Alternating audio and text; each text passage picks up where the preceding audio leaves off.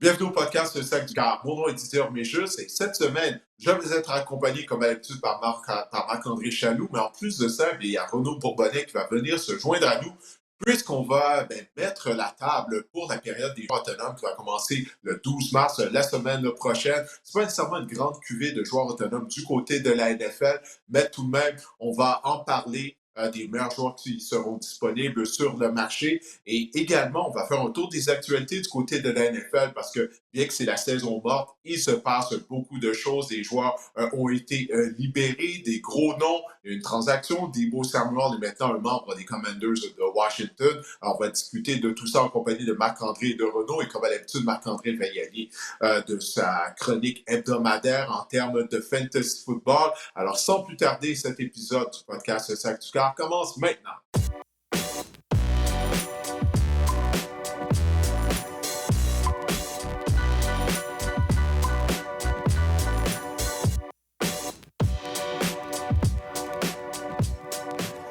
Hey, salut les gars! Alors, ça a été une fin de semaine assez occupée, une semaine occupée depuis le dernier épisode du podcast. Il y a eu des transactions, Deebo Samuel a changé d'adresse, il y a Devontae Adams qui a été libéré. Bref, on va donc commencer l'épisode, Marc-André, en parlant des actualités, justement, là, parce qu'il y a beaucoup de viande autour de l'OC à ce niveau-là, du côté de la NFL, même si c'est la saison. On va commencer avec Saquon Barkley, pour qui il a signé une prolongation de contrat de 2 ans, 2 ans de plus avec les Eagles, pour un total de 41,2 millions de dollars. Et il sera le premier porteur de ballon à franchir le cap des 20 millions par année. Ce contrat-là va l'amener à la fin de la saison 2028. J'ai calculé, messieurs, il aura 32 ans. Il va tout juste fêter ses 32 ans à la fin de la saison 2028 au Super Bowl, on s'en souvient, ou dans les autres Super Bowls. Je me questionne sur un contrat aussi long à un joueur qui a eu un historique de blessures. Les gars, mais que pensez-vous du contrat accordé par Saquon Barkley? Je vais commencer par toi, Didier. Oui, ben, premièrement, c'est une récompense pour Saquon après sa saison magique de plus de 2000 verges au sol. Les Eagles ont remporté le Super Bowl. Alors, c'est vraiment bien mérité pour lui. Mais la question de savoir est-ce que réellement, est-ce qu'il va porter les couleurs des Eagles jusqu'à l'âge de 32 ans? Parce qu'avec les contrats de la NFL, les gars, on ne sait jamais réellement c'est quoi ces contrats-là. Tu sais, des fois, un joueur signe un contrat de 5 ans. Là, après 2 saisons, on apprend qu'une équipe a une manière justement de quitter le contrat. Il y a une clause échappatoire où il y a un boni de performance qui peut être remis, un boni durant la saison morte. Finalement, l'équipe décide de libérer le joueur avant que le joueur touche le boni. Alors tout ça, bon, ça reste à voir, le temps nous dira, mais clairement, c'est une augmentation de salaire pour Saquon Barkley et c'est bien mérité pour lui à la suite de la saison historique, la saison magique qu'il a connue. Je suis vraiment content pour lui parce que depuis qu'il a quitté les Giants de New York, ben, tout va bien pour Saquon. Renaud, est-ce Ouais, qu'il peut vraiment. exactement. Vas-y, Oui, je Renaud. t'écoute.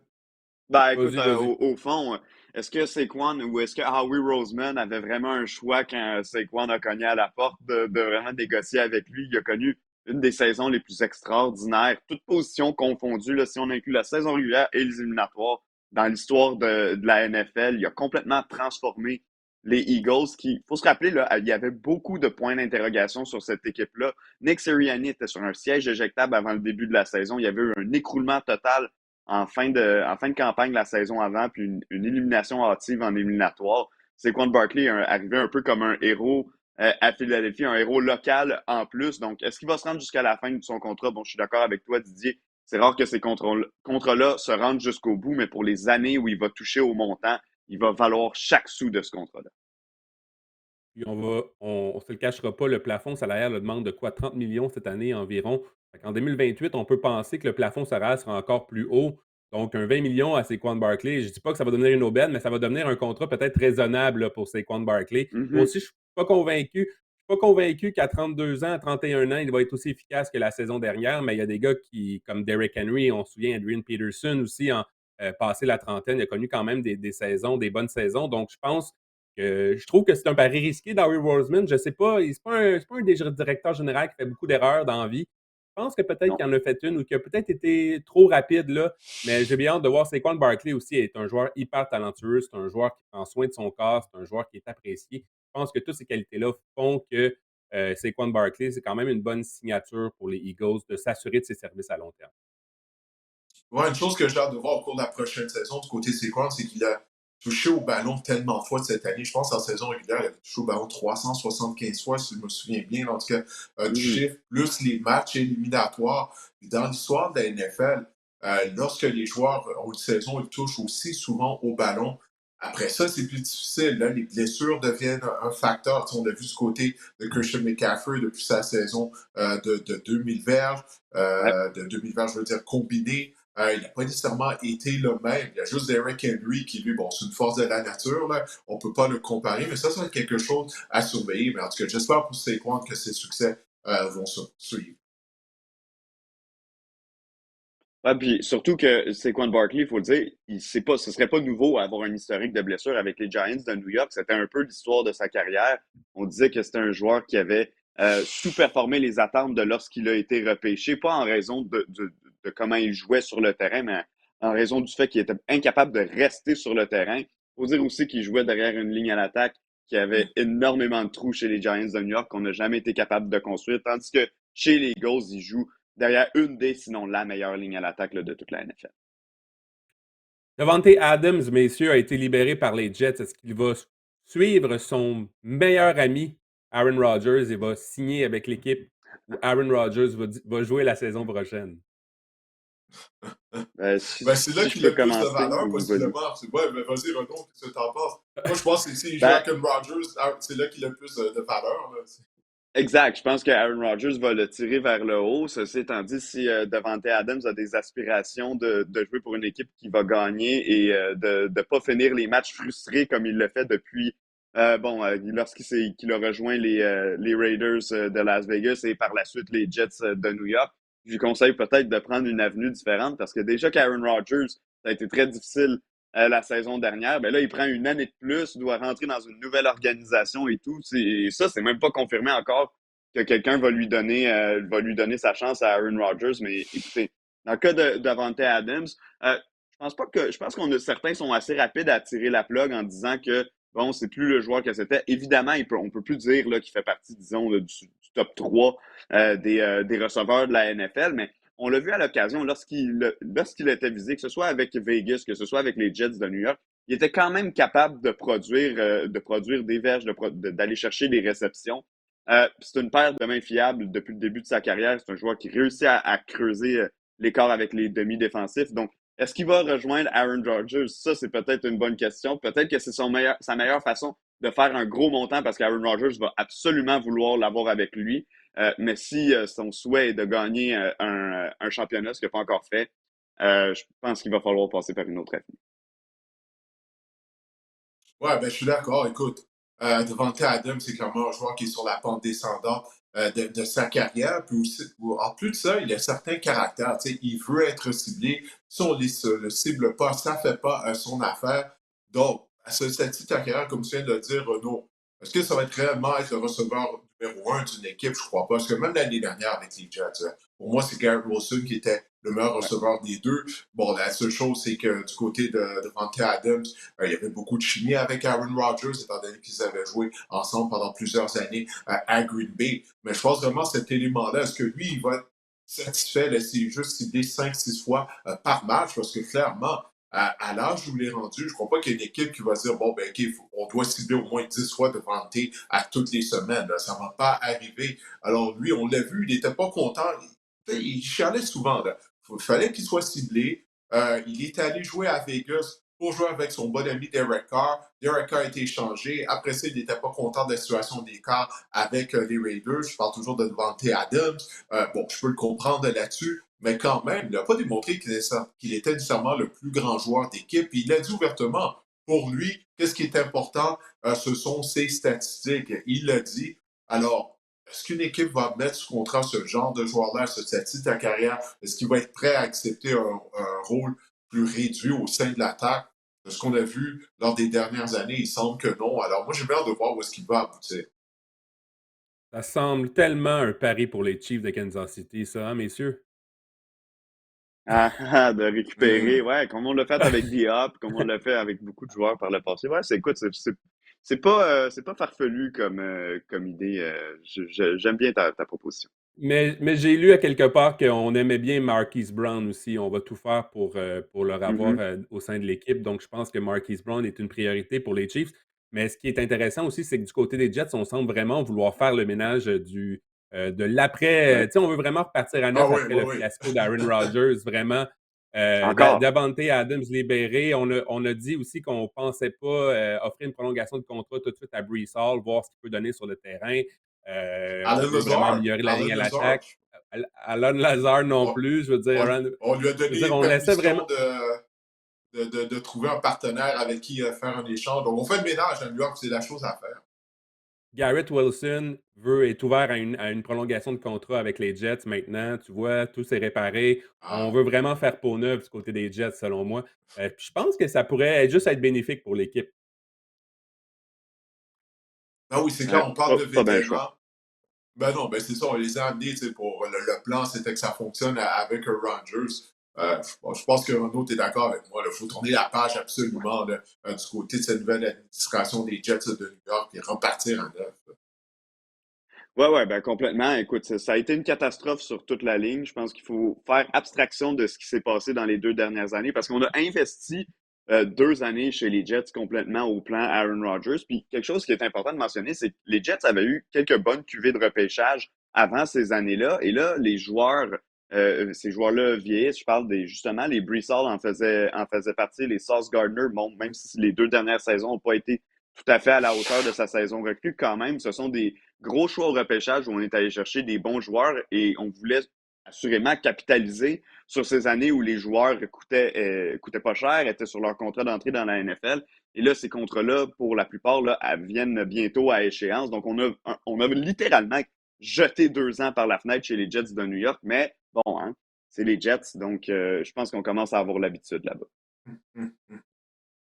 On passe d'un duo qui avait un bracelet de BFF, là, Aaron Rodgers et Davante Adams, à un autre duo, à T. Higgins, en fait, qui a probablement un bracelet de BFF avec Joe Burrow, puisqu'on a appliqué pour la deuxième année de suite l'étiquette de joueur de concession au receveur de passe des Bengals. Donc, T. Higgins sera de retour avec les Bengals, ça c'est sûr, en 2025. On travaille encore du côté des Bengals à signer une prolongation de contrat à long terme avec le receveur étoile. Qu'est-ce que vous pensez de ça? Je vais commencer par toi, Didier. Est-ce que c'est un bon coup pour les Bengals? J'imagine que oui. T. Higgins, c'est un joueur qui peut faire la différence sur le terrain. Ouais. Écoute, Higgins, c'était pas du fait qu'il joue avec Jamar Chase. Il serait fort probablement receveur numéro un avec la majorité des équipes de la NFL. Il est tellement talentueux. Moi, c'est au niveau de la structure d'équipe des Bengals de Cincinnati parce que là, Joe Burrow a un gros contrat. Jamar Chase, on va lui donner un gros contrat. Les Bengals ont même dit il y a quelques semaines qu'ils étaient ouverts à l'idée de faire de lui le receveur de passe le mieux payé de la NFL. Là, tu as T. Higgins qui va commander un gros contrat si on en vient une entente à long terme avec lui. Là, tu vas avoir 3 joueurs en attaque qui vont occuper une grosse place de ton plafond salarial.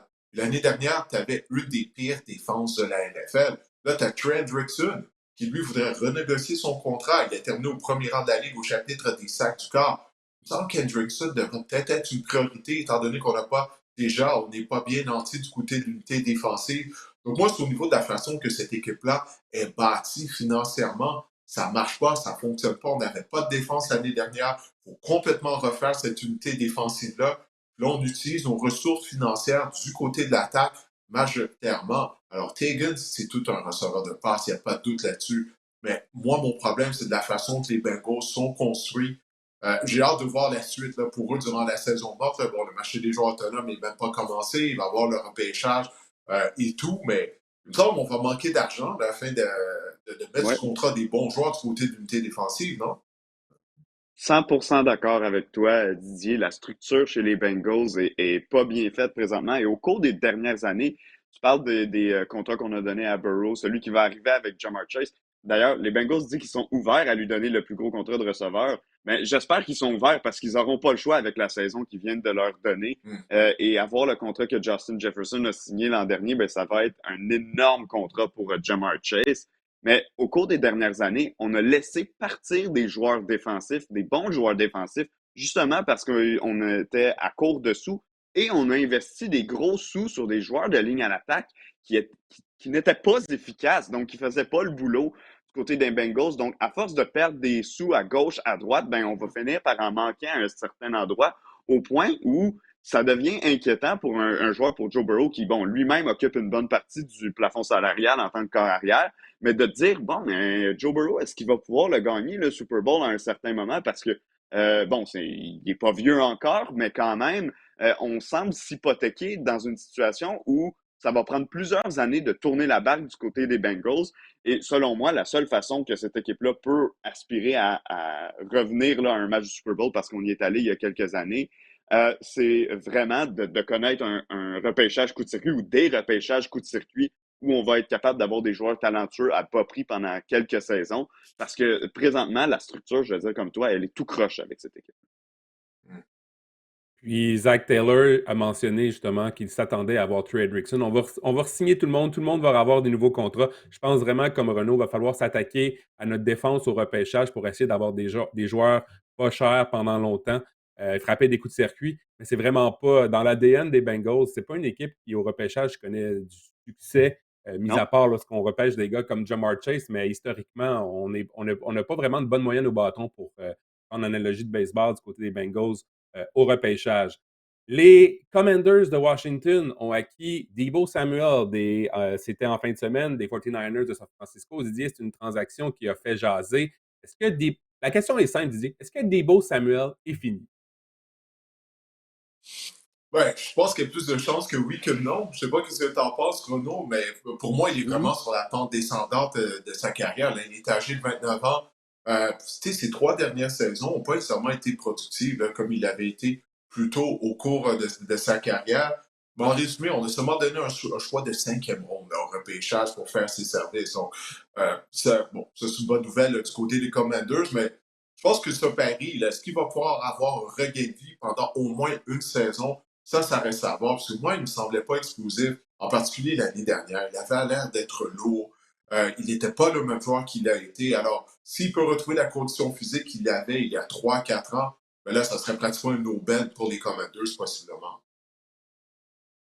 Ouais, je pense que justement, un changement d'air, peut-être que ça va lui donner un électrochoc parce que non seulement ses performances sur le terrain, ça allait pas pour Deebo Samuel, mais aussi il semblait un gars assez impatient. Là, des fois, on le voyait passer des commentaires un peu passifs-agressifs après les rencontres, il semblait pas toujours content de comment on servait de lui ou de la manière dont nous, les méchants médias, l'avons traité. Mais écoute, il échappait des ballons, particulièrement l'an dernier.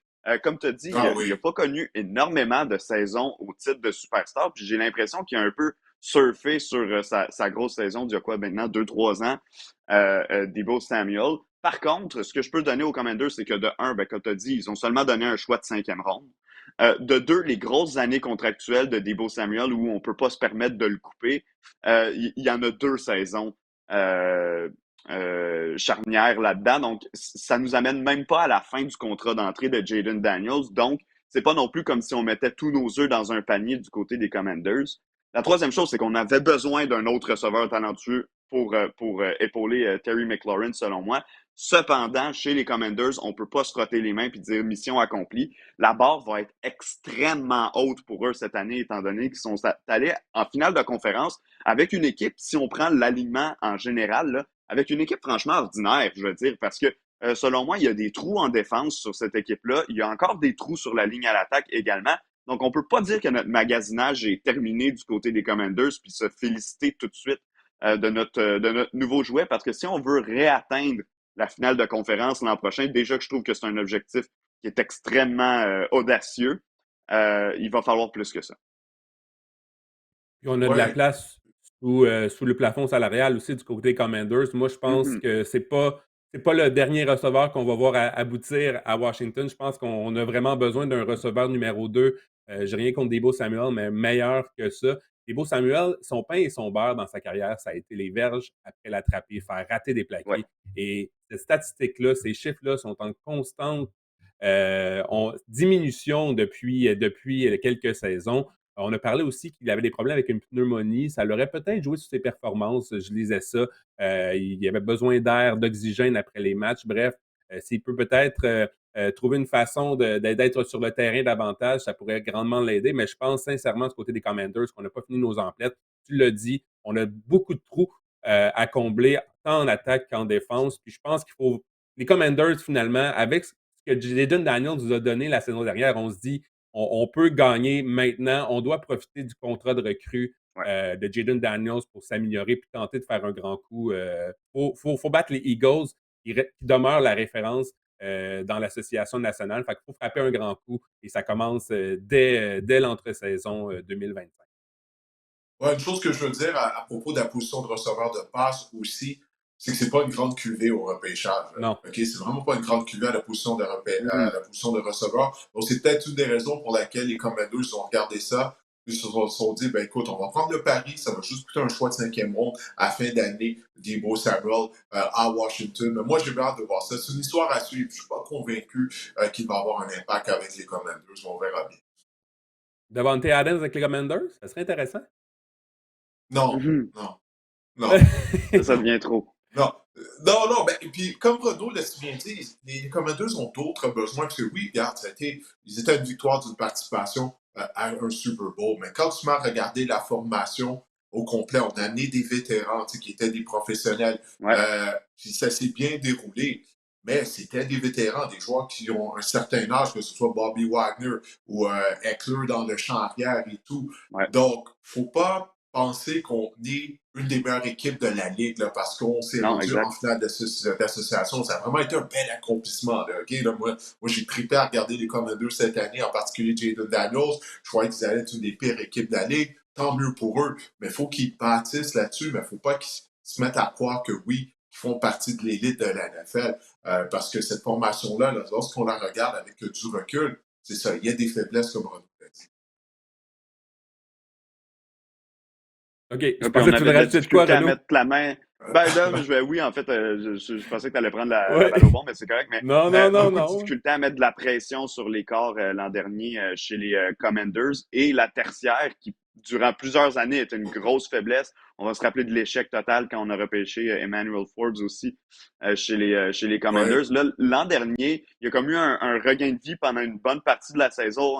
Mike Sainristil, qui était arrivé comme recrue, qui a fait vraiment du bon boulot. Mais selon moi, il va falloir ajouter encore là, dans cette tertiaire-là du côté des Commanders parce que de un, là, les équipes commencent à voir le tape là, pour Mike Saint-Style, mais aussi qu'à force d'être tout seul, on ne peut pas tout faire. On a fait l'acquisition de Marshall Lattimore en cours de saison. Je ne sais pas pour vous, autant est-ce qu'il y a des matchs où je l'ai trouvé efficace, autant est-ce qu'il y a des matchs où est-ce que j'ai trouvé que c'était vraiment difficile pour lui sur le terrain avec les Commanders. La bonne nouvelle, on a encore notre choix de première ronde du côté de Washington. On peut se permettre d'aller ajouter un atout, peu importe la position où on va décider de le faire. Mais personnellement, si c'est en attaque, j'espère que ce sera sur la ligne à l'attaque. Puis sinon, ben, en défense, à peu près n'importe quelle position là, pour les Commanders, ça va le faire. Ah, je suis bien d'accord. Messieurs, Matthew Stafford avait enclenché la machine à rumeurs lorsqu'il avait croisé par hasard Tom Brady dans une station de ski au Montana Ouais. tout récemment. Par hasard. On va me faire croire que c'était par hasard. Ça pour dire que Matthew Stafford a fait taire la machine à Ben, rumeurs. Il va demeurer Ian avec les Rappaport, Rams de Los Angeles. Ian Rappaport, il disait que c'était par hasard. OK, le reporter Ouais, Ian ouais, ouais. Rappaport disait que c'était par hasard.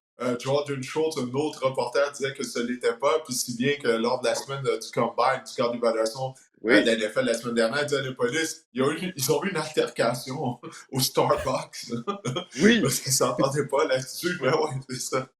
Fait que ça, là, Mais t'avais des voyons, ça peut pas être reporters. par hasard. Ça peut pas être par hasard. Qu'est-ce que tu ferais dans le Mais Montana, genre? Ben En tout non, cas, mais apparemment, c'est pas ça le il point. y a plusieurs célébrités, plusieurs gens tu sais, qui ont beaucoup Ah, plus d'argent que vous et moi, qui ont des ouais, ranchs dans cette région-là. Alors, tu sais, exact. c'est un point que nous, on ne connaît pas, parce qu'on n'a pas les moyens d'aller là, dans ces ranchs-là, mais apparemment, c'est une destination pour les gens qui sont millionnaires et tout, supposément, en tout cas. ben, mon point, c'est que Matthew Stafford va demeurer avec les Rams, finalement. Ouais, tout ça pour Ouais, ça. Ah ouais. Vas-y, Ouais. Renaud. non, exact. Je vais y aller. Ouais, ben écoute, quand on avait entendu les rumeurs de possiblement pour Matthew Stafford de quitter les équipes qui ont levé la main, ou du moins qu'on a su qu'elles ont levé la main, n'étaient pas nécessairement des destinations très alléchantes. Je me souviens que les Giants de New York, notamment, étaient sur la liste. Je pense que Matthew Stafford a regardé ça puis a dit, ben écoute, à l'âge où je suis rendu, est-ce que j'ai envie d'aller jouer derrière la ligne à l'attaque des Giants de New York, d'aller me faire frapper pendant un an dans une organisation qui surprenamment a conservé son entraîneur et son directeur, mais où visiblement ce sera, selon moi, là, la dernière année de ce règne-là du côté des Giants de New York. Oui, bon, probablement qu'on aurait eu un gros magot d'argent à lui donner, mais au dépit de la santé de Matthew Stafford, qui déjà est un joueur qui a mangé beaucoup de coups là, au cours de sa carrière, qui au cours des dernières saisons a subi des blessures. Je pense qu'après réflexion, Matthew Stafford a regardé tout ça et s'est dit, j'ai une équipe compétitive chez les Rams de Los Angeles, peut-être pas la meilleure de toute la NFL. On est prêt à me donner encore de l'argent, visiblement, parce qu'on le fait. Je pense que du côté de Stafford, puis je suis pas dans sa vie personnelle, je peux pas connaître ce qui se passe à la maison ou dans le vestiaire personnellement pour lui, mais je pense que c'était la meilleure des choses qui pouvait lui arriver, c'était justement de rester avec les Rams. Moi, personnellement, j'ai jamais cru aux rumeurs. Je me suis toujours dit, ben non, il va rester avec les Rams. Qu'est-ce qu'il va aller faire Mhm. avec les Giants de New York, comme tu l'as dit? Ben Tu sais, oui. rendu à sa petite carrière, lui, il aspire juste à gagner un autre Super Bowl. Les Rams, ils auraient pu facilement vaincre les Eagles de Philadelphie. Si c'était pas de la neige, tu sais, souvenez-vous, lors du match éliminatoire, il y avait eu plusieurs passes échappées, Mhm. tu sais, par Puka Nacua, par les receveurs des Rams. Eux, ils étaient vraiment Ouais. dérangés par la Ils température passaient lors de prêts. cette rencontre. Ouais, c'est ça, c'est pas assez près. Donc, moi, j'ai jamais cru à ça. Moi, j'ai toujours cru que Matthew Stafford allait rester avec les Rams. Tout ce qu'il voulait, c'est avoir une augmentation de salaire. Pour lui, à ce stade de sa carrière, il connaît le système de Sean McVay, Los Angeles, c'est la place. Tu parles de sa situation familiale. Matthew Stafford a quatre enfants, hein, quatre filles. Donc, Mhm. est-ce que réellement, là, en bas âge, est-ce que réellement il allait déménager sa famille de Los Angeles à New York? Il semblerait que sa femme, elle adore rester habiter à Los Angeles. Naturellement, la température et tout ça. En tout cas, moi, j'avais jamais cru à ce rumeur qu'il envoyait aux Giants. Mais par contre, il semblerait que les Giants avaient fait une offre aux Rams, d'après ce que j'ai lu. Si je me souviens bien, les Rams auraient envoyé Stafford à New York et les Giants, eux, ils auraient envoyé leur choix de deuxième ronde à Los Angeles. Et ils auraient également récupéré le choix de troisième ronde des Rams. Donc, bon, ça, c'est une rumeur. Mais ça pour dire que Mhm. Stafford reste à Los Angeles. C'est la meilleure chose pour lui et pour l'organisation des Rams. Et Ouais. que j'aurais aimé ça, voir Malik Neighbors avec Matthew Stafford pour mon pool fantasy. Bref, Ah. ça pour Ouais, mais dire toi, que tu passes tout je le temps à pense qu'il ton y a un. pool, c'est ça. Tu passes tout le temps à ton équipe de fantasy. Mais je pense qu'on a entamé un virage jeunesse du côté des Rams ces dernières années. On a commencé par la défense la saison dernière. Je pense qu'on veut faire la même chose en attaque. On a dit à Cooper Kupp qu'il ne sera pas de retour avec l'équipe. On essaie même de s'entendre à long terme avec Kyren Williams. Je pense juste qu'on s'est dit du côté des Rams également que je pense pas que la QV de carrière est excitante non plus cette année. On s'est dit, est-ce que notre part Mhm. de concession est dans cette QV-là? Je pense que non. Je pense que la meilleure option, ça demeurait Matthew Stafford pour cette saison-ci. Mais je ne serais pas surpris qu'on tente au repêchage du côté des Rams de quand même lancer un dard là, sans faire de mauvais jeu de mots avec un carrière peut-être pour améliorer notre position, pour développer notre carrière ou d'essayer de voir si on ne peut pas développer un carrière du futur. Mais sinon, vraiment, Matthew Stafford, comme je le dis, je pense que cette année, ça représentait la meilleure option pour les Rams. Bien d'accord. Ouais. Moi, je pense Maintenant, qu'on est 3-3 l- là-dessus. Maintenant, est-ce qu'Aaron Rodgers, messieurs, va conserver le même casier au MetLife Stadium, mais qui va simplement changer de couleur, va passer du vert au bleu? Didier. Ouais, c'est les rumeurs qui circulent, là, parce que là, les Giants, leur plan A, c'était Matthew Stafford. Stafford reste avec les Rams. Là, bon, d'après ce que j'ai lu partout, ben là, ils tourneraient leur attention vers Aaron Rodgers. Encore une fois, Aaron Rodgers, il semble qu'il est dans une situation similaire à Matthew Stafford, là, comme on vient de dire. En fin de carrière, pour lui, il me semble que son objectif principal, ce serait de joindre une équipe qui aspire à un Super Bowl. Toutefois, je ne sais pas s'il y a une équipe qui aspire à un Super Bowl qui voudraient mettre Aaron Rodgers sous contrat. Même les équipes qui espèrent un Super Bowl, ben, elles ont déjà un bon carrière en partant. Alors, pour les Giants du Nord, c'est tellement une situation bizarre parce que, comme Renaud le disait, une fois que la saison s'est terminée, on a dit que Brian Dable et Joe Shane allaient être de retour. Là, c'est sûr que ces deux gars-là vont tout faire pour sauver leur emploi et qu'ils vont tenter de mettre sous contrat un carrière vétéran. Puis ils vont se croiser les doigts comme quoi en espérant que ce carrière-là va pouvoir leur donner une bonne saison, peut-être repêcher un jeune quart. un peu comme le scénario Marc-André que tu viens de parler là, avec les Rams, permettre à ce jeune carrière de se développer là, de se développer derrière possiblement Aaron Rodgers. Mais écoute, si on met ce contrat à Aaron Rodgers du côté des Giants, je vois pas comment ça va bien se terminer. La ligne à attaque des Giants, elle est pitoyable. Ça doit être la priorité d'améliorer cette ligne-là. Imaginez-vous, là, Aaron Rodgers, qui est presque rendu une statue, du moins qui n'est pas aussi mobile comme il était auparavant lorsqu'il était plus jeune, derrière la mauvaise ligne à l'attaque des Giants. Ça va être un autre fiasco, un deuxième fiasco à New York, orchestré par, par Aaron Rodgers. Alors non, je pense pas que ça va être un bon mariage, mais j'ai peur de voir qui sera en carrière partant des Giants éventuellement. Moi, je l'ai dit tout à l'heure, mais je comprends pas comment n'importe quelle équipe mettrait sous contrat Aaron Rodgers après le fiasco que ça a été chez les Jets.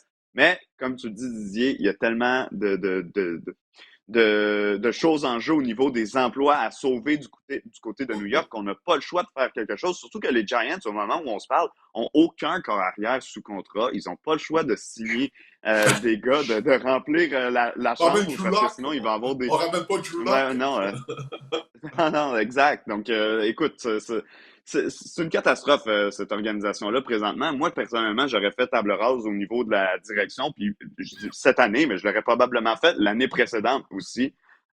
Donc, pour Aaron Rodgers, écoute, qu'il y aille ou qu'il n'ait pas à New York, ce sera une catastrophe pour l'organisation. Je vois pas comment est-ce que ça pourrait bien terminer. Personnellement, Aaron Rodgers, là, je tournerais la page, puis je passerais à autre chose si j'étais la NFL.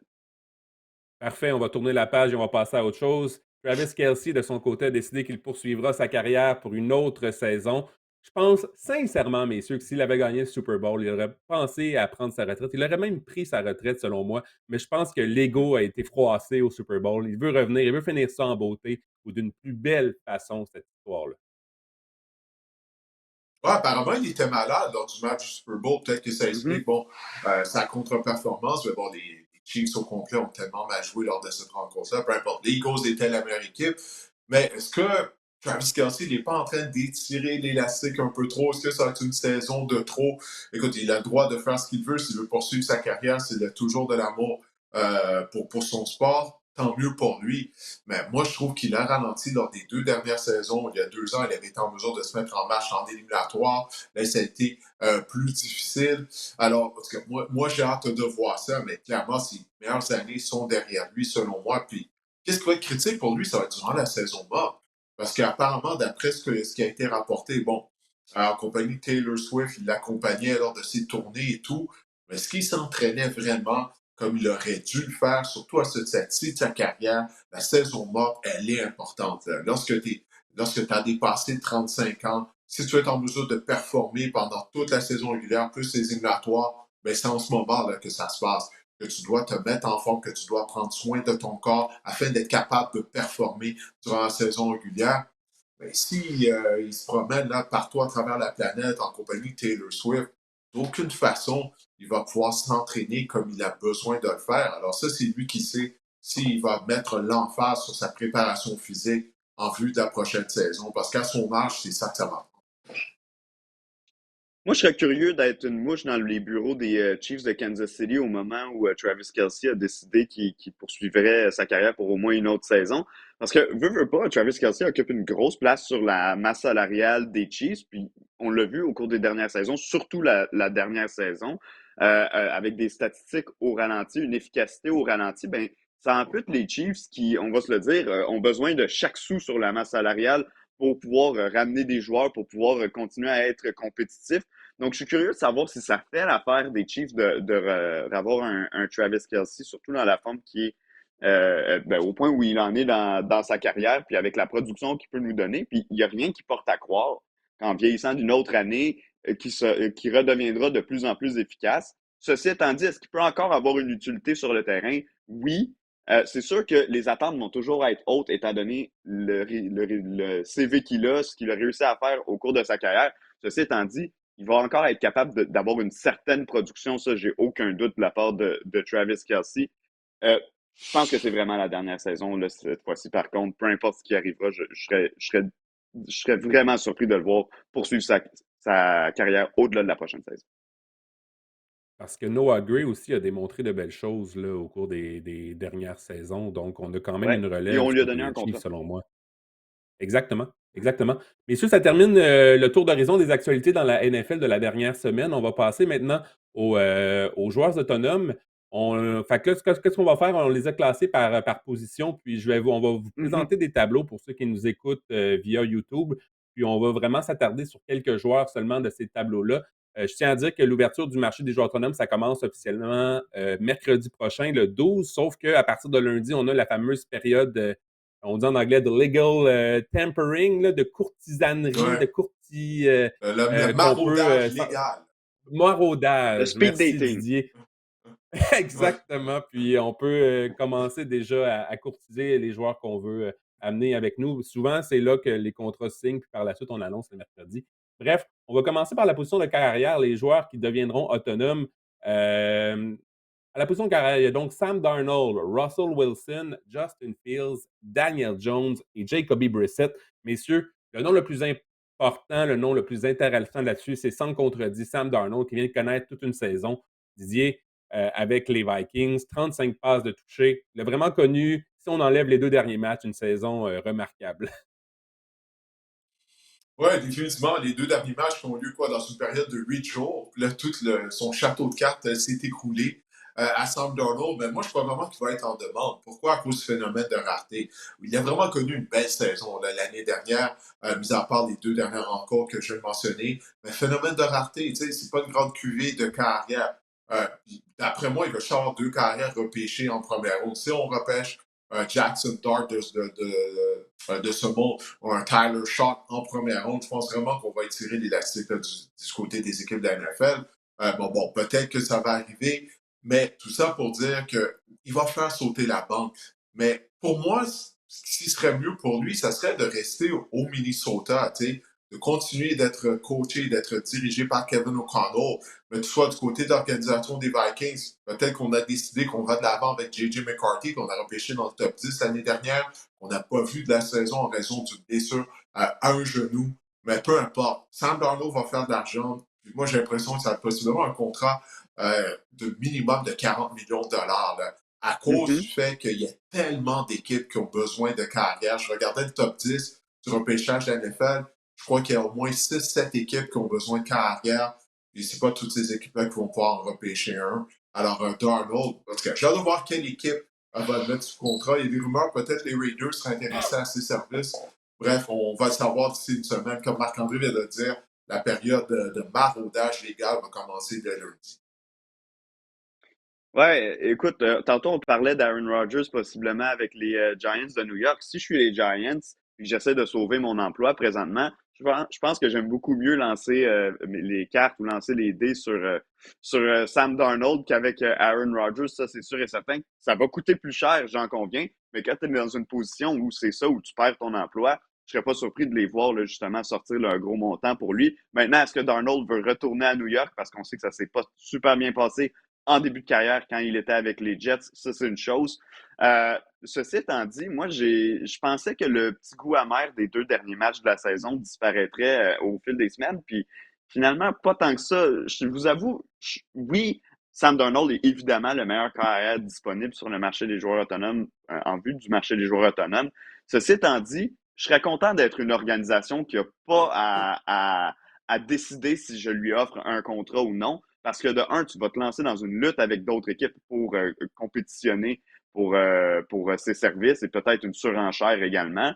Mais aussi qu'il l'a fait seulement une fois, Sam Darnold, puis on l'a vu. Les matchs les plus importants, ça a été ses 2 pires matchs de la saison. Donc, est-ce que j'ai vraiment envie de lancer tous mes jetons sur lui en vue de la prochaine saison et pour plusieurs saisons avec un gros contrat? Je suis pas certain. Je serais content de ne pas avoir à être impliqué dans cette situation-là. Est-ce qu'il y a des chances, Sam Darnold, de retourner avec les Vikings, selon vous? Vas-y, Didier. Vas-y, Renaud. Ah ben, oui, je vais y aller.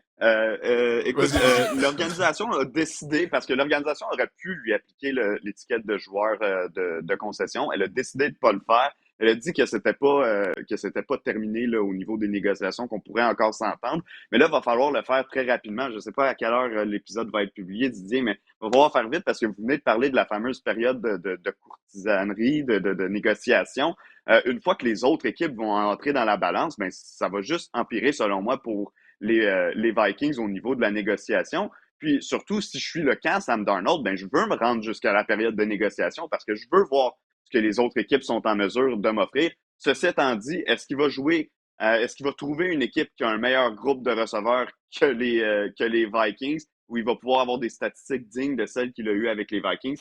Ça, je suis pas certain. Donc, je pense que pour lui, ce serait un bon scénario de rester au Minnesota. Ceci étant dit, si les Vikings ne lui offrent rien de près de ce que les autres équipes pourraient lui offrir, je pense pas que lui est intéressé nécessairement à signer un rabais. Écoute, il va enfin signer le contrat qu'il espérait signer un jour quand il a été repêché troisième au total par les Jets.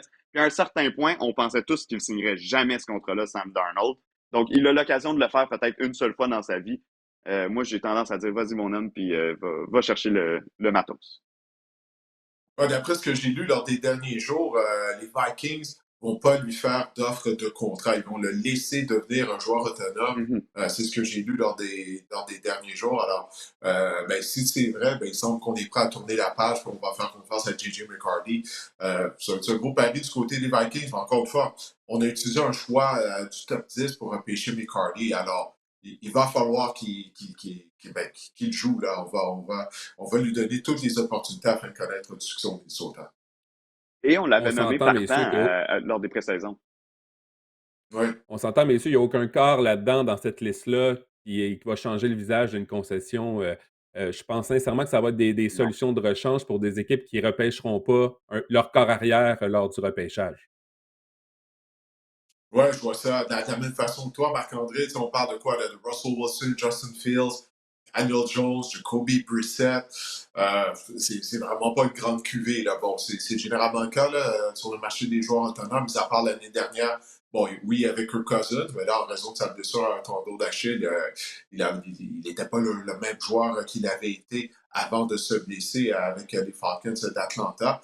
Mais ça pour dire, mais dans ce groupe-là qu'on voit à l'écran, il y a au moins deux de ces joueurs-là qui vont devenir des carrières partants. Encore une fois, phénomène de rareté. Ouais. Il y a tellement d'équipes qui sont en recherche de carrières partants. Alors, peut-être un Russell Wilson, lui aussi, il y a des rumeurs qu'il envoie à Vegas, peut-être une réunion avec Peter Carroll. Mais bon, c'est rien vraiment pour enflammer les partisans, pour donner de l'espoir aux partisans des équipes qui vont mettre sous contrat un de ces carrières-là. Mis à part Sam Darnold, mais encore là, Sam Darnold, on sait, comme Renaud disait, là, les deux derniers matchs ont laissé un goût amer. Ouais, exact. Puis écoute, je regarde la liste, moi, puis c'est en dehors de Darnold qui assurément là, va être un partant la saison prochaine. Pour moi, les autres, dans un monde idéal, sont des carrières réservistes. Je suis convaincu que Russell Wilson va se trouver du boulot. Je suis convaincu même qu'un Justin Fields, qui a quand même mis une fiche de 4-2, il faut s'en rappeler, avec les Steelers Ouais, en début de ouais. saison l'an dernier, avant d'être envoyé au banc ou remplacé par Russell Wilson qui revenait d'une blessure. Je suis convaincu que son agent va évidemment marteler là, cette statistique-là pour trouver un contrat à son client.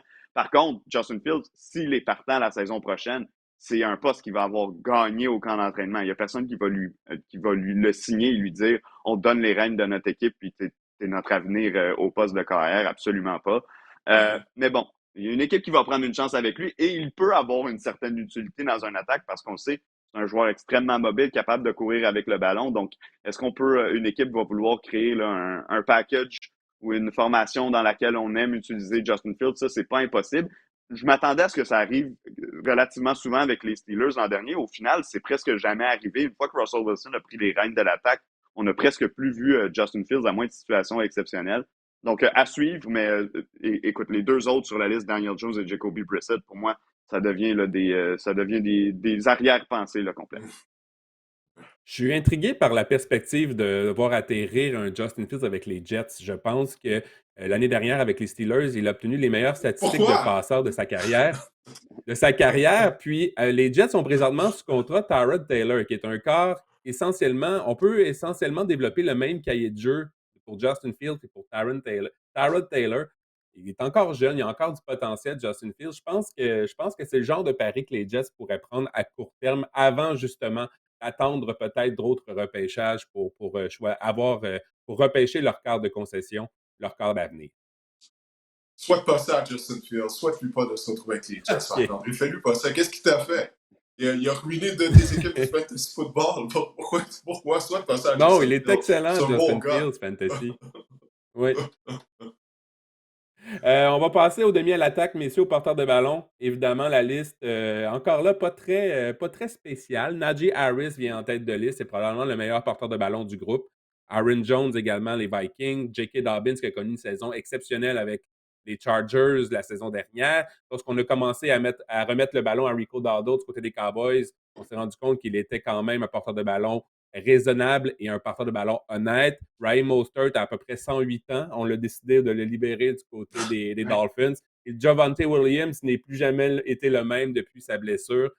Messieurs, Najee Harris, ça saute aux yeux. C'est probablement le porteur de ballon de ce groupe-là qui a le plus de chances de se dénicher un poste de numéro 1 dans une bonne équipe qui est justement à la recherche. Parce qu'encore là, on peut parler de la classe de porteur de ballon, c'est comme l'inverse. La classe de porteur de ballon, la QV 2025, elle est excellente au repêchage. Donc, ça va être vraiment Oui. ça reste à voir. C'est ça qui va être intéressant de voir. Est-ce que les équipes vont attendre le repêchage avant de signer un gars comme Najee Harris ou vraiment on va plonger vraiment dans ce genre de porteur de ballon vétéran-là?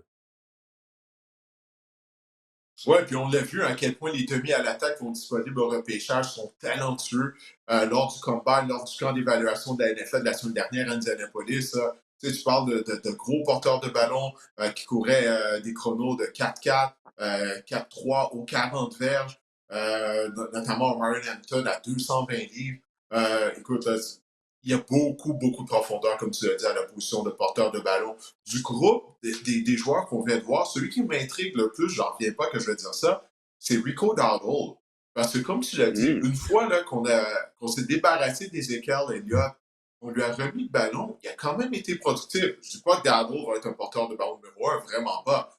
Mais comme complément, comme porteur de ballon numéro 2, il a connu des bons matchs, il a démontré des belles choses. Je ne crois pas être capable de ça. Même pour les Cowboys, je ne sais pas pourquoi on ne le re-signerait pas du côté de Dallas, puis après ça, de repêcher un autre porteur de ballon. Parce que du côté des Cowboys, on n'était pas capable de courir avec le ballon, on avait de la misère à arrêter la course. Mais une fois qu'on a fait de Dowdle notre porteur de ballon numéro 1, il a été productif. Donc, moi, je trouve qu'il est intriguant à titre de porteur de ballon complémentaire avec un autre jeune demi à l'attaque dans le champ arrière. Parce que moi, Najee Harris, il joue avec beaucoup de détermination. C'est un joueur qui refuse d'être plaqué. Il est robuste. Mais mon Dieu qu'il n'est pas explosif. Là, Ouais. donc, ouais, moi, c'est du groupe. Moi, c'est Dado qui m'intéresse le plus. Étant donné qu'Aaron Jones, il commence à prendre de l'âge. Savez-vous quelle est la plus longue course de Najee Harris en carrière? C'est combien de verges? Saviez-vous ça, messieurs? Non, vas-y. 25 verges. 25? Qu'est-ce que tu dis, Renaud? Je vais y aller plus bas, je vais y aller à 18. Oh là là, non, quand même 37. Mais c'est quand même juste Ah, 37 ok. C'est ça. verges, la plus longue course de sa Ouais. carrière. C'est quand même fascinant. Quand on parle d'explosivité, ben c'est pas dans le dictionnaire, c'est pas sous le nom de Najee Harris qu'on retrouve ça dans le dictionnaire, certain. Non, vraiment. Puis, tu sais, l'an dernier, on a tellement eu une grosse cuvée de joueurs autonomes au poste de porteur de ballon. Josh Jacobs à Green Bay, Derrick Henry avec les Ravens. Bon, évidemment, Saquon Barkley avec les Eagles. Ça a été 3 coups de circuit. Puis, au point où on se dit, la marque de respect des porteurs de ballon qu'ils demandent depuis des années va remonter, les contrats vont revenir. Mais j'espère que les équipes n'auront pas pris ça au mot cette année parce que pour moi, il n'y a aucun des porteurs qu'on a vus sur la liste, ni des autres porteurs joueurs autonomes, qui valent la peine de signer un gros contrat au cours de la saison morte. Najee Harris, ça fait combien d'années qu'on fait Red Zone ensemble, Didier? Personnellement, je ne comprends pas comment ce gars-là a été sélectionné en première ronde, étant donné qu'il est pas explosif, il est lent sur le terrain, il n'est pas très versatile comme porteur non plus. Il faut absolument qu'il court à l'intérieur des bloqueurs pour être efficace. Et on a dû le jumeler avec Jalen Warren sur l'entièreté de sa carrière avec les Steelers parce qu'on avait besoin d'un duo afin de pouvoir faire tout ce qu'on voulait avec un porteur de ballon. Puis, bien franchement, si les Steelers, au cours de ces années-là, avaient eu un jeu par la passe minimum au minimum efficace, je suis pas sûr qu'on lui aurait remis le ballon aussi souvent à Najee Harris. Donc, pas le plus grand fan de lui. Dans le cas de J.K. Dobbins, ben, il a connu une bonne saison, sa première vraie grosse saison dans la NFL.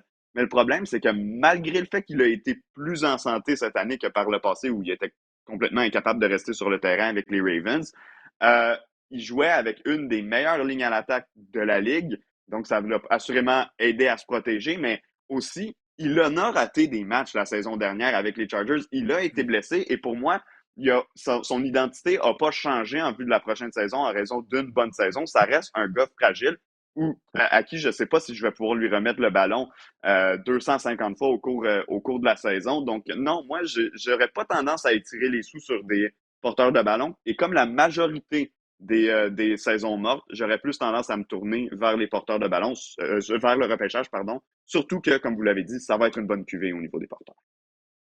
Moi, je crois Najee vraiment que c'est Harris, ça que les équipes vont faire, les gars. Ils Mhm. vont être ouais. patients. Là. Il y a plusieurs joueurs qu'on a vus sur le tableau. Je pense pas qu'ils vont avoir un bon marché là, quand le marché des joueurs autonomes va commencer. Les équipes vont simplement attendre le repêchage. Comme moi, c'est l'impression que N- Najee Harris, on pourrait le voir aboutir avec les Bears. Question de recréer la version Timu ou la version Wish de qu'est-ce que Ben Johnson avait avec les Lions, là, avec Swift et Najee Harris. Je sais pas qu'est-ce que vous pensez de ça. Non, non, non, non, non. Je pense pas que ça, OK. c'est Ça serait encore une vraiment, fois. ouais, ça serait très wish. Est-ce Vraiment. qu'Aaron Jones revient avec les Vikings, messieurs? On a vu l'année dernière que Ty Chandler, c'est pas la solution. Ça va prendre un porteur de ballon du côté des Vikings. Est-ce qu'on va vraiment rapatrier Aaron Jones pour une autre saison, selon vous? Repêchage. Le repêchage. Écoute, OK. c'était fou, là. Je regardais les 40 verges des porteurs de ballon et comme je dis, il y en avait tellement qui étaient rapides et qui ont été productifs également lors de leur carrière universitaire. Mais écoute, Aaron Jones a souvent trouvé un contrat avec une équipe. Ben, Oui. sur cette sa carrière, du côté des Vikings, je pense qu'on peut trouver un autre porteur de ballon là, avec le repêchage. Les Ouais, puis receveurs, dans le cas messieurs, seulement. Vas-y. OK, vas-y, Renaud. ouais, ben, j'allais dire rapidement là, sur le cas d'Aaron Jones. Moi, déjà la saison dernière, il m'a surpris. Je trouve qu'il a performé au-delà des attentes que j'avais envers lui au stade où il est rendu de sa carrière. Je pense que là, ça serait vraiment d'étirer la sauce la saison prochaine, là, de le ramener au Minnesota ou du moins de le ramener sans avoir amené du renfort via le repêchage. Côté des receveurs, maintenant, on a un groupe élite qui est, si on était en saison 2018, ils sont disponibles Ah, pour les joueurs autonomes. Marquise Brown, qui était qui s'alignait avec les Chiefs la saison dernière. Amari Cooper, qui s'alignait avec les Bills. Ça n'a vraiment pas bien été de ce côté-là lorsqu'il a été échangé aux Bills, Amari Cooper, la saison dernière. Stéphane Diggs, est-ce qu'il va pouvoir revenir en santé d'une grave blessure qu'il a subie avec les Texans? Chris Godwin et Keenan Allen. Lequel de ces joueurs, de ces receveurs de passe, messieurs, vous intéresserait si vous étiez un DG d'une formation? hmm. Ben, Godwin a subi une fracture une cheville. Hein. C'est ça qui avait mis fin à sa saison. Mais s'il est en mesure de retrouver la forme, s'il est complètement remis de cette fracture une cheville, pour moi, c'est le nom qui ressort du lot. Parce que Keenan Allen, bon, lui, il est en fin de carrière. Là, il a ralenti. La vitesse n'a jamais été sa marque de commerce. Stephen Diggs a subi une grave blessure à un genou. Lui aussi, il avait ralenti. Murray Cooper, écoute, lors des matchs éliminatoires, j'ai complètement oublié que Murray Cooper faisait partie des Bills de Buffalo. Il n'a vraiment pas eu l'impact qu'on souhaitait lorsqu'on a fait son acquisition. Puis Hollywood Brown, moi, j'ai jamais été un fan d'Hollywood Brown. T'sais. Il a été un choix premier rond, mais il n'a jamais été productif avec constance. Alors pour moi, vraiment, c'est Chris Godwin qui ressort du lot. S'il peut être en santé et retrouver la forme à la suite de la blessure qui a mis terme à sa saison. Pour moi, il n'y a aucun de ces receveurs-là que je signerais dans la première vague de joueurs autonomes. S'il y en a qui traversent la première vague et que là, les demandes salariales commencent à baisser là, au fur et à mesure que la saison morte avance, comme vous le savez, peut-être que là, on peut commencer à discuter justement avec un Chris Godwin, etc. Mais personnellement, je pense qu'il va être parti un peu plus tôt. Mais sinon, non, c'est pas des joueurs nécessairement sur lesquels j'aimerais entourer mon équipe, surtout qu'on le sait sur le marché des joueurs autonomes. Ben, les joueurs, ils coûtent cher, ils ont des demandes salariales souvent surélevées par rapport à ce qu'ils peuvent offrir sur le terrain. Un Keenan Allen, venait de connaître statistiquement une de ses meilleures saisons en carrière avec les Chargers. Il s'est joint aux Bears et ça a été un écroulement total. Bon, l'attaque des Bears a vraiment pas été bonne. Est-ce que je pense qu'il pourrait faire mieux que ce qu'il a fait l'an dernier? Assurément. Mais je pense pas non plus qu'on va revenir aux belles années des Chargers. Et lui a déjà mentionné plusieurs fois que ses intérêts pour la saison morte, c'était soit de rester à Chicago ou de retourner à Los Angeles, que ce soit avec les Rams ou les Chargers. Donc, je lui souhaite de pouvoir réaliser son souhait, mais souvent, quand on se limite à seulement 3 équipes avec lesquelles on veut signer, ben, vous le savez, ça veut dire qu'il faut abaisser nos demandes salariales aussi parce qu'on abaisse les possibilités de négociation. Donc, moi, personnellement, ma réponse est très simple. Je touche pas à ces joueurs-là, du moins pas initialement. Keenan Allen, messieurs, est à 50 attrapés du top 10 dans l'histoire de la NFL pour le plus grand nombre Mm. d'attrapés. Donc, j'imagine qu'il va peut-être vouloir. C'est un incitatif à disputer une autre saison et à connaître du succès. On passe maintenant aux chasseurs de corps, aux joueurs de ligne défensive pour devenir joueur autonome. Josh Sweat des Eagles, de Marcus Lawrence des Cowboys, Matthew Judon des Falcons, Khalil Mack des Chargers, Hassan Reddick qui est avec les Jets la saison dernière, et Chase Young avec les Saints. Et comme plaqueur, on a Milton Williams qui a vraiment fait augmenter sa valeur lors du Super Bowl, lors des éliminatoires de la saison dernière ou en Ouais. février dernier. Mais le joueur le plus intéressant ici, je pense que c'est Josh Sweat. En fait, c'est les deux joueurs des Eagles. Hein. On va commencer par Josh Ouais. Sweat, qui a obtenu 8 sacs du corps la saison dernière. Ouais, Josh Sweat, écoute, va faire sauter la banque parce qu'on le voit là au niveau des chasseurs de quart à l'écran. Ah, de Marcus Lawrence, bon, il est âgé lui aussi. Ça, c'est un thème commun. Là. Il y a une raison pourquoi les joueurs se retrouvent sur le marché des joueurs autonomes. Matthew Judon, souvenez-vous, lorsque les Falcons avaient fait son acquisition durant l'été, là, c'est tard là, durant la saison morte. Je me demande même si les camps Ouais. d'entraînement n'étaient pas commencés. Mhm. Même on l'a pas vu pratiquement de la saison là, du côté des Falcons d'Atlanta. Khalil Mack, il a connu une bonne saison avec les Chargers l'année dernière, mais lui aussi, là, il commence à être âgé. Combien de saisons qui lui reste? Peut-être pour une saison, mais aucun doute que la perle, entre guillemets, parce que c'est pas une grande cuvée, c'est comme Marc-André l'a dit, le fait que le plafond salarial a augmenté de près de 30 millions de dollars, ben, ça permet aux équipes de re-signer leurs joueurs clés. Là. Donc, ça explique pourquoi c'est pas une grande cuvée de joueurs autonomes. Mais ça pour dire que Mac, dans un rôle réduit en situation de troisième et non, pourrait encore une fois être productif. Aucun doute que c'est Josh Sweat qui devrait signer lors de la première semaine du marché des joueurs autonomes. C'est la même chose son compagnon au niveau de la ligne défensive des Eagles de Philadelphie, le plaqueur Williams qu'on vient de voir, surtout qu'il peut générer de la pression à l'intérieur de la ligne. Alors lui aussi, là, il ne devrait pas rester très longtemps sur le marché des joueurs autonomes. Non, je te suis là-dessus. Les joueurs des Eagles vont toucher un gros montant. Les autres joueurs, pour moi, on parle vraiment là, d'ailiers défensifs, de rotation, là, de joueurs qui, oui, peuvent encore Mm. avoir une certaine contribution au sein d'une équipe, mais qui, selon moi, vont signer des contrats à court terme ou avec peu d'argent garanti. Peut-être plus des bonnies à la performance en tant que tel, parce que c'est des joueurs qui ont soit ralenti ou dans le cas de Chase Young, ben, qui n'ont jamais finalement éclos comme ils auraient dû en début de carrière, oui, en raison des blessures, mais quand même. Donc, écoute, la débarque complète pour Hassan Reddick, là, tu l'as mis dans la liste, mais je pense que tu l'as mis parce que tu avais peut-être un peu pitié de lui avec ce qui est arrivé la saison dernière. Aurait Il n'y avait dû, personne aurait d'autre. dû avoir un énorme contrat. Et finalement, ça a été une saison catastrophique pour lui. Un seul sac chez les Jets. Il est arrivé en deuxième moitié de saison, Hassan Reddick, mais son sac est arrivé en toute fin de saison. Si bien qu'à un certain point, il était le seul joueur de la NFL jouant à la position d'ailier défensif à ne pas avoir un sac du corps. Et tous ces arguments pour aller signer un des gros contrats à la position qu'il avait il y a un an se sont tout envolés. Donc, quand on dit que tout se transforme, tout or se transforme en roche chez les Jets de New York. Je pense que Hassan Reddick en est une autre preuve. Ceci étant dit, il a sa part de responsabilité dans cette histoire-là. On aime beaucoup blâmer les Jets, puis les Jets n'ont pas bien géré le dossier. Mais Reddick a également sa part de responsabilité dans ce qui est arrivé. Puis l'an dernier, il n'a pas été bon sur le terrain. 16 C'est un bon plaqués seulement mariage, en 10 Reddick et les matchs, Jets. Hassan Reddick. Oui. 16 plaqués seulement en 10 matchs, Hassan Reddick et les Jets. C'est un autre tour de force d'Howie Roseman. On parlait du directeur général des Eagles. On l'a échangé au bon moment. Du côté des Ouais. Eagles.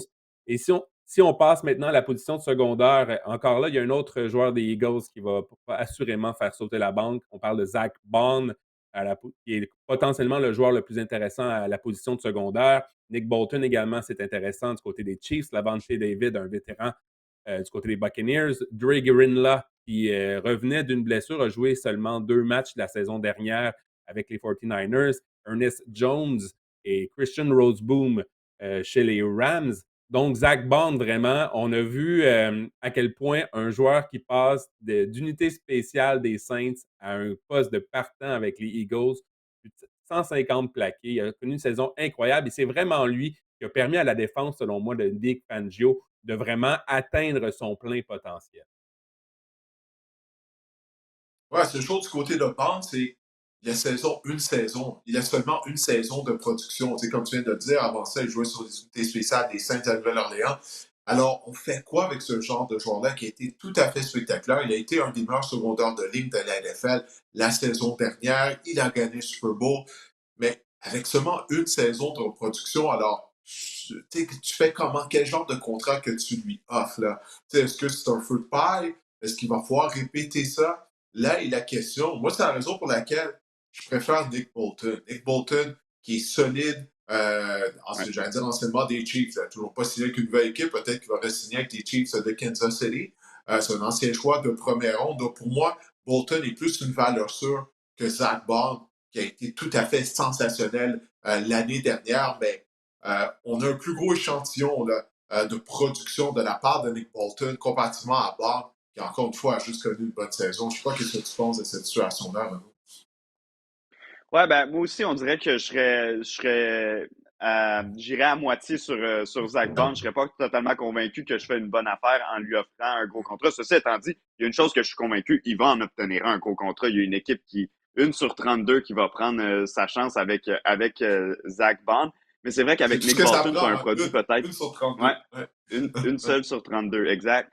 Mais avec Bolton, tu as un échantillon plus grand, tu as un joueur qui s'est prouvé à travers le temps qu'il était capable d'être efficace d'une année à l'autre, un joueur qui a gagné, qui a joué des gros matchs éliminatoires. Donc, c'est sûr et certain que d'amener un gars comme lui, c'est un joueur qui, évidemment, qui est pas vieux, qui a seulement quelques années d'expérience dans la NFL, mais qui déjà là, a un bagage de vétéran énorme qu'a acquis avec les Chiefs. Puis on le sait, du côté et de Philadelphie et de Kansas City, j'ai envie de dire, c'est le genre d'équipe où il y a un gros roulement de personnel et où d'habitude, on est toujours préparé à l'avance à remplacer un joueur. Tu sais, chez les Eagles, souvent, on repêchait les joueurs un an plus tôt avant que notre joueur étoile quitte.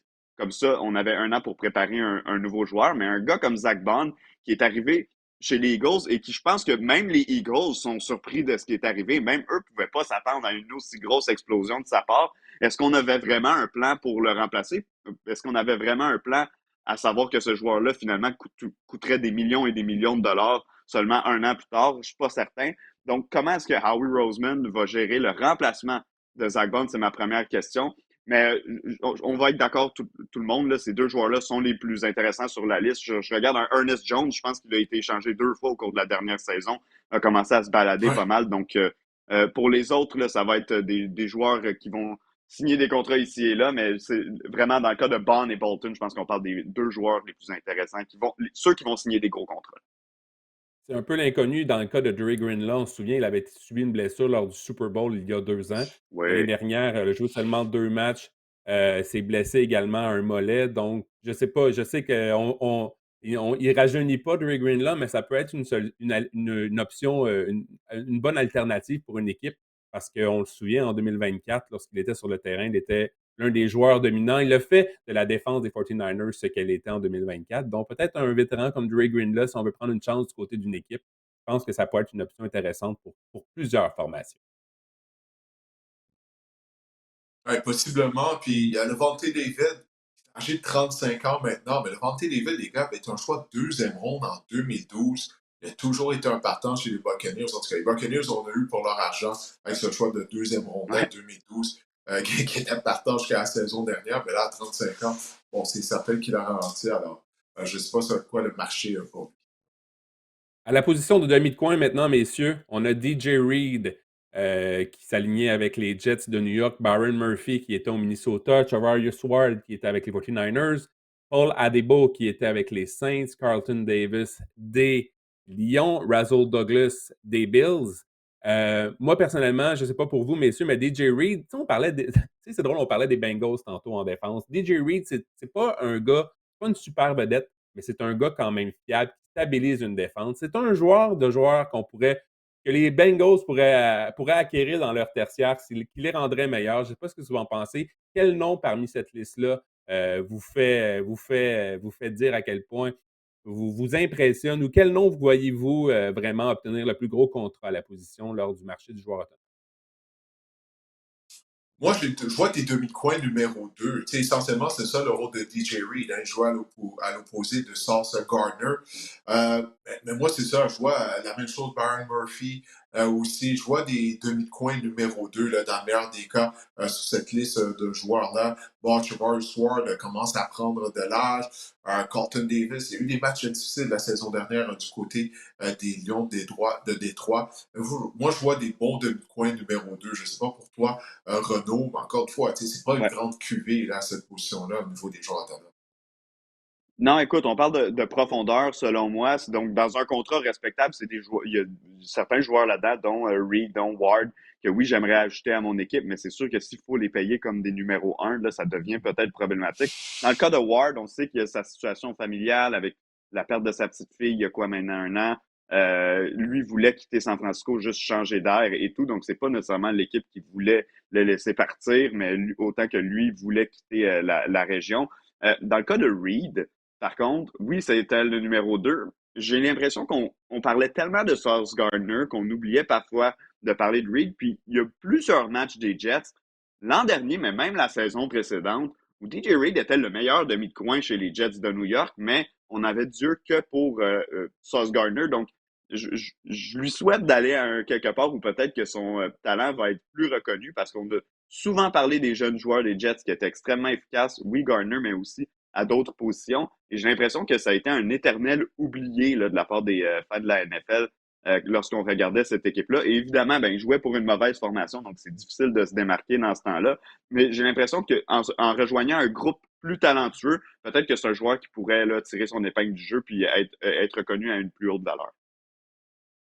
À la position de maraudeur maintenant, Javon Holland des Dolphins de Miami, Cameron Bynum des Vikings du Minnesota, Talanoa Hufanga des 49ers de San Francisco, Trevon Merrick des Raiders de Las Vegas, Justin Reed des Chiefs de Kansas City et Justin Simmons des Falcons d'Atlanta.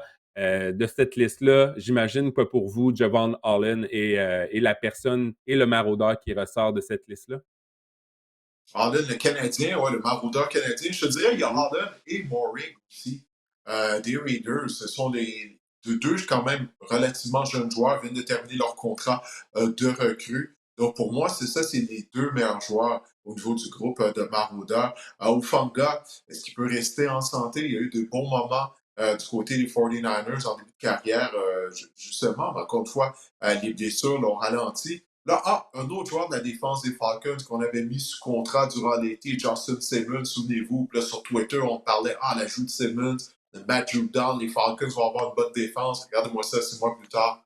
Ben, il est lui aussi sur le marché des joueurs autonomes. Mais tout ça pour dire, oui, Holland et Mooring, pour moi, c'est deux joueurs qui m'intriguent. C'est ça, ces deux joueurs, c'est vraiment deux partants et puis qui sont capables de faire des jeux. Puis eux, je crois qu'ils devraient être mis sous contrat assez rapidement, du moins là, au cours de la première semaine après l'ouverture du marché des joueurs autonomes. Moi aussi, je vais y aller avec ces deux noms-là, mais je vais m'attarder peut-être surtout sur le cas de Javon Holland, qui, bon, à un certain point, ça semblait assumé pour tout le monde. C'était un des bons maraudeurs de la Ligue. Tout le monde pensait que les Dolphins allaient le re-signer. Et lui-même s'attendait à des négociations peut-être plus en sa faveur lorsqu'il a discuté avec l'équipe. Mais la vérité, là, les gars, c'est que quand on regarde, Javon Holland, il n'a pas eu une bonne saison 2024. Il a eu trois bonnes saisons pour débuter sa carrière dans la NFL. Et l'an dernier, ça a été plus difficile pour lui, comme ça a été plus difficile pour beaucoup de joueurs des Dolphins au cours de la saison 2024. Et oui, il y a une équipe qui va prendre un risque avec lui, mais vous savez comment ça fonctionne avec les demi-défensifs. Pardon. C'est rare qu'on rebondit d'une mauvaise saison. J'ai l'impression que c'est une position où lorsque le château de cartes s'écroule, c'est très difficile de le reconstruire. Et je dis pas que sa carrière est terminée, loin de là, mais j'aurais une petite crainte en offrant un gros contrat à Javon Holland, comme j'ai toujours une petite crainte lorsqu'on donne beaucoup d'argent sur le marché des joueurs autonomes. Un joueur qui évolue à la position de maraudeur, bon, c'est sûr que des fois, les besoins font en sorte qu'on n'a pas le choix. Mais personnellement, est-ce qu'il est le joueur le plus intéressant sur la ligue? Avec mon rig, oui. Mais c'est pas non plus comme si c'était pour moi un coup de circuit assuré là, pour l'équipe qui allait le mettre sous contrat. Harlan avait subi une grave blessure en 2023, puis c'est depuis ce temps-là que Mhm. ses performances Exact. ont grandement diminué. Ça fait le tour, messieurs, des joueurs autonomes à chaque position. Didier, le mot de la fin. Qu'est-ce que je te laisse le mot de la fin, Didier? Ah ouais, tu me lances ça, là, tu me garoches Ouais, là, ouais, ouais, t'envoies ça ouais, dans ma ouais, ouais. cour. Ouais. Ben écoute, moi j'ai hâte à lundi, comme tu disais tout à l'heure. C'est là que la période de maraudage va commencer. Alors j'ai bien hâte de voir ça, de voir les rumeurs, mais encore une fois, tu sais, c'est pas une grande cuvée de joueurs autonomes en raison de l'augmentation du plafond salarial. Ça permet aux équipes de donner des nouveaux contrats, des augmentations de salaire aux joueurs, à leurs meilleurs joueurs. Alors ça se reflète au niveau du marché des joueurs autonomes.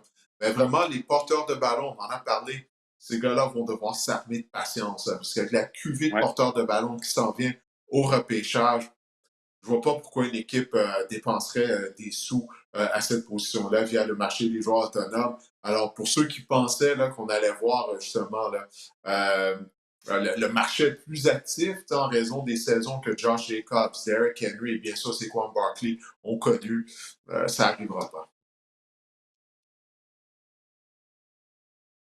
100% d'accord Alors, c'est avec correct? toi, C'est correct Didier. pour le mot de la fin?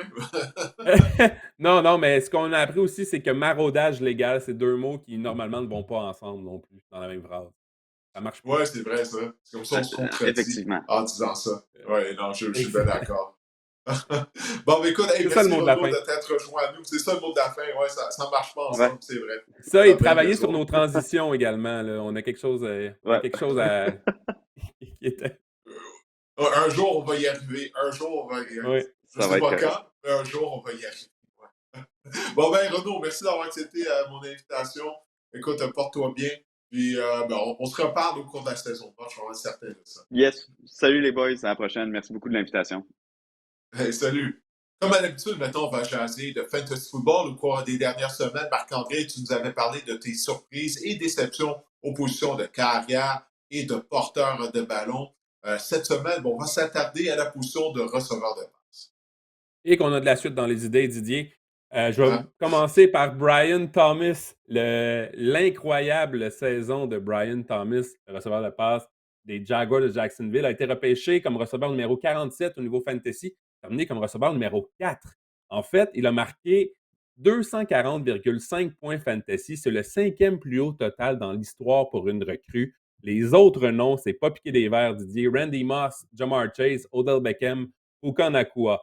Ce qui est Hmm. vraiment intéressant dans le cas de Brian Thomas, c'est lors des 7 dernières semaines, il a obtenu une moyenne de 18,5 points fantasy en format PPR. C'était avec Mac Jones. Il ne faut pas oublier que Trevor Lawrence a été blessé au cours de la saison. On a vraiment vu une progression au niveau des cibles dans le cas de Brian Thomas tout au long de la saison. Il a été ciblé au moins 10 fois lors des 6 derniers matchs. Et déjà, Liam Cohen, en vue de la saison 2025, il a mentionné que Brian Thomas serait le point focal de l'attaque aérienne des Jaguars. Donc ça, c'est de bon augure. Brian Thomas va être un choix, selon moi, de deuxième ronde en 2025 de vos pools fantasy. Le seul impondérable, je te dirais, ce serait la qualité du jeu de Trevor Lawrence. Le connu Trevor Lawrence, beaucoup de hauts, beaucoup de bas Hmm. dans sa carrière, mais s'il peut, à tout le moins, devenir le quart, 80% du quart qu'on espérait qu'il devienne de Trevor Lawrence, mais je pense que Brian Thomas pourrait être en ascension fantasy et être un choix de première ronde en 2026. J'adore Brian Thomas. J'ai bien hâte de voir ce qu'il va pouvoir nous offrir en 2020. Ouais. Un produit de l'université LSU qui est une usine à receveurs Exact. lors des Exact. dernières années, lors de la dernière décennie ou à peu près. Maintenant, Jerry Jeudy des Browns de Cleveland, ancien choix de première ronde, il avait l'étiquette de flop lorsqu'il était à Denver. Mais il a vraiment connu une belle saison là, avec les Browns. On dirait que Jerry Jeudy, c'était Thanos là, qui avait vraiment fait disparaître en poussière Jerry Jeudy. Au cours des dernières années, repêché comme receveur numéro 58, parfois même non repêché dans vos poules, terminé comme receveur numéro 12, Didier, près de 1300 verges, 90 réceptions, ciblé 145 fois. Ça, c'est toutes des sommets dans sa carrière, 4 touchés. En fait, si on fait l'historique de la saison de Jerry Jeudy, ça a vraiment été lors du départ d'Amari Cooper qu'il a pris son envol, combiné à ça avec Jameis Winston qui a été comme quart numéro 1, qui a pris la pole à la position de quart au détriment de Sean Watson chez les Browns. Mhm. Il a terminé 6 fois dans le top 10 à la position lors des 7 dernières semaines. Et on se souvient également de sa grosse semaine contre son ancienne équipe lors d'un match du lundi soir contre les Broncos où il avait obtenu Ouais. 235 verges et un touché. C'est étonnamment, Jerry Jeudy, c'est le receveur qui a couru le plus de tracés dans la NFL également la saison dernière, plus que Jamar Chase. Maintenant, pour 2025, pour Jerry Jeudy, la question reste est sur toutes les lèvres. C'est évidemment qui sera le corps arrière des Browns pour lui lancer le ballon. Je ne sais pas si, dépendamment du corps, il peut réafficher ces statistiques-là une autre fois. Ça reste à voir, mais je suis bien intrigué par Jerry Jeudy. Je ne pense pas qu'il sera le receveur numéro 58 de vos repêchages fantasy. Je pense qu'il va intégrer le top 30. Ça va être un choix de 8, 9, 10e ronde potentiellement. Mais encore là, j'ai bien hâte de voir qu'est-ce que les Browns vont faire à la position de quart. Ça va vraiment dicter la position fantasy lors des repêchages pour Jerry Jeudy la saison prochaine. Ouais, Ladd McConkey a été une belle révélation du côté de l'attaque des Chargers de Los Angeles. On n'était pas certain, étant donné qu'on avait fait le ménage à la position de receveur de passe durant la saison morte, mais il a été très productif, là, puis l'avenir est vraiment brillant pour McConkey. Exactement, une autre recrue repêchée comme receveur numéro 44. Il a terminé comme receveur numéro 11, Ladd McConkey. Lui aussi, il a pris son Wow! envol en deuxième moitié de saison. Pourquoi? Parce que Justin Herbert, il s'est mis à passer davantage. On a vu qu'en première moitié de saison, Justin Herbert, il lançait quasiment 20-25 passes par match. Il a monté ça à 30-35 en deuxième moitié. Il a été ciblé, Ladd McConkey, 72 fois lors des 7 derniers matchs. En comparaison, il avait été ciblé 54 fois lors des 9 premiers. Donc, vraiment, une augmentation des cibles en sa direction, lui aussi, dans son cas. Entre la semaine numéro 8 et la semaine numéro 17, il a été ciblé 25 du temps dans l'attaque des Chargers. Donc, il est vraiment devenu une partie intégrante de l'attaque aérienne des Chargers. Il a obtenu près de 99 verges par match. Ça, c'est la deuxième pour la moyenne de verges par match entre la semaine numéro 8 et la semaine numéro 17, seulement derrière Jamar Chase. Ça, c'est quand même assez impressionnant. Maintenant, la suite des choses, je pense que de par sa petite stature, on a des points d'interrogation du côté de Ladd McConkey. C'est un gars également qui a été blessé. Il y a eu des petits bobos à sa saison recrue. Il y a eu des petits bobos également. Il a été blessé il évoluait à l'Université de Georgia. Je pense que les Chargers vont magasiner ou vont tenter d'acquérir un receveur numéro 1, un receveur de plus grande stature, meilleur que Quentin Johnson pour devenir un peu le mâle alpha. Mais je vois en Ladd McConkey un receveur productif, spécialement en format PPR, lorsqu'on peut attraper des ballons. Un genre de Wes Welker, selon moi, là, c'est pour les vieux de la vieille. Mais j'ai bien hâte de voir Ladd McConkey, ce qu'il peut nous offrir la saison prochaine. Mais encore là, je pense que ça va prendre d'autres armes dans l'attaque des Chargers pour permettre à Ladd McConkey de connaître une grosse saison. Ça peut être à la position Ouais, d'ailier c'est vrai. rapproché aussi. Il y en a des bons lors du repêchage. Oui, oui, c'est vrai, c'est une bonne cuvée de les Mhm. rapprocher. C'est dommage que Quentin Johnson n'est pas constant parce qu'on l'a repêché en première ronde. S'il jouait au niveau où on l'a repêché, ben là, tu sais, ça aiderait McConkey, Justin Herbert et toute l'attaque des Chargers. Maintenant, tes déceptions à la position de receveur de passe. Qui t'a brisé le cœur là, lors de la dernière saison? Évidemment, Évidemment, Tyreek Hill, on ne peut pas passer à côté, hein, repêché comme Mm. receveur numéro 2 de vos poules fantasy. Il a terminé comme receveur numéro 18. C'était pas si pire que ça, finalement. J'aurais pensé qu'il était hors du top 20, tu vois, là, parce que quand j'ai fait mes recherches, j'ai cru, ah, c'est pas si pire. Ouais. Mais il a été 30e à la position de receveur pour la moyenne de points par match et les receveurs qui ont joué au moins 8 matchs. Ça, c'est plus bas que Jacoby Myers, pour vous donner une idée à quel point Tyreek Hill n'a vraiment été une énorme déception au niveau fantasy. Il a inscrit 218 points fantasy au total. C'est son pire total depuis sa saison recrue. Il a été opéré au poignet lors de la saison morte. On se souvient de l'épisode des menottes et de l'arrestation avant un match. Est-ce qu'il peut redevenir le receveur? Est-ce que c'est ça qui l'embêtait sur le terrain? Peut-être, peut-être pas. Il aura aussi 31 ans la saison prochaine, Tyreek Hill. Ce sera un pari peut-être risqué au niveau fantasy. Et on a également vu un changement de philosophie de l'attaque des Dolphins. On est passé avec Tua Tagovailoa à des courtes passes à Devon Achane également. On a vu également une émergence de John Smith. On est allé de courts gains. Bref, j'ai bien hâte de voir si on va, si cette philosophie-là va rester ou on va quand même tenter le grand jeu avec Tyreek Hill dans les zones profondes. Donc ça reste à voir, Tyreek Hill. C'est pour la première fois depuis longtemps, peut-être pas de sa carrière, mais depuis longtemps, il ne sera pas un choix de première ronde, peut-être même pas un choix de deuxième ronde, Tyreek Hill. Mais ça pourrait être une aubaine, mais ça pourrait être un pari risqué également en 2025. En 2025, ça reste à voir. Avant le début de la saison, on était prêt à envoyer Marvin Harrison Jr. rejoindre son père à Kempton, en Ohio. On se disait, ben oui, écoute, il va être productif, il va être incroyable. Finalement, il a connu quoi? Peut-être 2 matchs reproductifs en termes de fantasy football. Alors, il fait partie des déceptions, puis je pense que c'est le cas pour plusieurs propriétaires d'équipes de fantasy football. Mais ce qui est fascinant, c'est qu'il a essentiellement la même statistique que son père lors de sa saison recrue. Marvin Harrison Ah Jr., ouais? 62 réceptions, 885 verges, 8 touchés la saison dernière. Et Marvin Harrison père, donc senior, 64 réceptions, 836 verges et 8 touchés à sa saison recrue. Donc, j'essaie de vous dire que ce n'est pas perdu dans le cas de Marvin Harrison. Il peut quand même devenir un receveur de talent dans la NFL et même un futur membre du Temple de la Renommée. Il a été repêché comme receveur numéro 8. Par contre, au niveau fantasy, il a terminé comme receveur numéro 30. Il a obtenu moins de 8 points fantasy dans plus de 50% des matchs. Ça a vraiment été une grosse déception, Marvin Harrison Jr. Pourquoi maintenant? Il faut se poser des questions.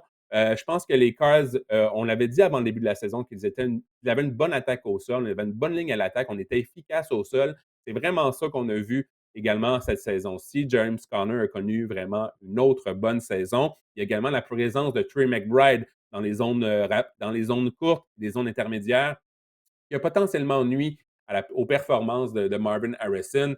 Et les bourrés de talent, on risque d'avoir peut-être quand même un petit rabais, là, déçu ses propriétaires fantasy. On est fâchés souvent. On est très rancunier en fantasy football, mais les bourrés de talent, je pense qu'ils pourraient devenir une aubaine en 2025 si justement si l'attaque s'organise autour de lui davantage en 2025.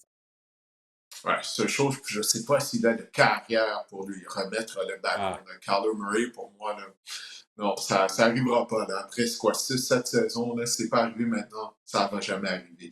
Maintenant, DK Metcalf, son nom fait surface là, dans des rumeurs de transactions depuis quelques jours. Puis, il a vraiment été une déception la saison dernière. peux-tu croire que Geno Smith a décoché plus de 600 passes la saison dernière? Quatrième Oh plus haut oui, je le total dans la crois. NFL. Hey, souviens-toi combien de fois on avait parlé au podcast du fait que Groves, le commentateur à l'attaque, refusait de courir avec le ballon, si bien que ça lui Mm. a coûté son emploi. Ça pour dire oui, je te crois, parce que semaine après semaine, Gino Smith a tenté une quarantaine de passes, puis je comprenais pas pourquoi. Mais bon, Et vas-y. DK Metcalf, Didier, a capté seulement 66 ballons en 2024 sur ces 600 passes décochées-là. Le pire là-dedans, c'est qu'il est le meneur dans la NFL pour les cibles dans les zones profondes. Donc, on lançait le ballon à DK Metcalf dans les zones profondes, sauf qu'il a capté seulement 61% de ses ballons. C'est ça également le problème. C'était peut-être même pas des passes facilement attrapables non plus ou des passes pas attrapables. Entre la semaine numéro 4 et la semaine numéro 9, il a inscrit seulement un seul touché dans le crunch de la saison fantasy. En fait, c'est entre la semaine numéro 4 et la semaine numéro 15 qu'il a écrit seulement un seul touché dans le crunch de la saison fantasy. Il a vraiment été décevant, DK Metcalf. On a vu également l'émergence de Jackson Smith et Jigba, JSN. Par contre, les Seahawks, là, vraiment, on a congédié Ryan Groves. On a dit qu'on aimerait avoir un meilleur équilibre. On aimerait justement courir davantage, ce qu'on n'a pas fait la saison dernière.